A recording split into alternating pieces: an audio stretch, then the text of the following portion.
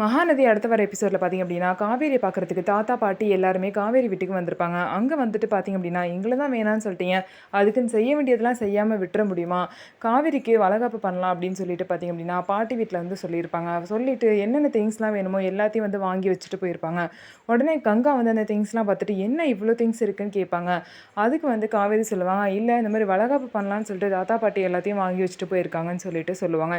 என்னது வளகாப்பா அப்படின்னு சொல்லுது. அப்போ எனக்கு எப்போ பண்ணுவீங்க அப்படின்னு சொல்லிட்டு கங்கா கேட்குறாங்க. உடனே பாட்டி வந்து உங்கள் 2 பேருக்கு சேர்த்தே பண்ணிட வேண்டியதுதான் சொல்லிட்டு பாட்டி வந்து சொல்கிறாங்க. உடனே வந்து கங்கா பார்த்தீங்கன்னா என்னது சேர்த்து பண்ணணுமா, அதெல்லாம் முடியாது, எனக்கு தனியாக தான் பண்ணணும், அவளுக்கு கல்யாணம் பர்த்டே அப்படின்னு சொல்லிட்டு நிறைய ஃபங்க்ஷன் கிராண்டாக நடந்துச்சு, எனக்கு என் வளகாப்பு தான் இருக்குது, அது தனியாக தான் பண்ணணும், சேர்த்தெல்லாம் பண்ணக்கூடாது, அப்படி பண்ணிங்கன்னா எனக்கு வளகாப்பே வேணாம் அப்படின்னு சொல்லிட்டு கங்கா வந்து உறுதியாக இருக்காங்க.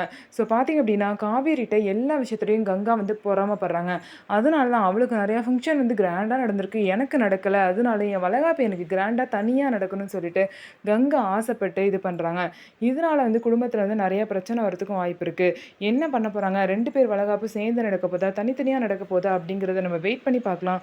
நம்ம வீடியோ உங்களுக்கு பிடிச்சிருந்தா நம்ம வீடியோவை லைக் பண்ணிக்கோங்க, மறக்காமல் நம்மளோட சேனலை சப்ஸ்கிரைப் பண்ணிவிட்டு பாருங்கள்.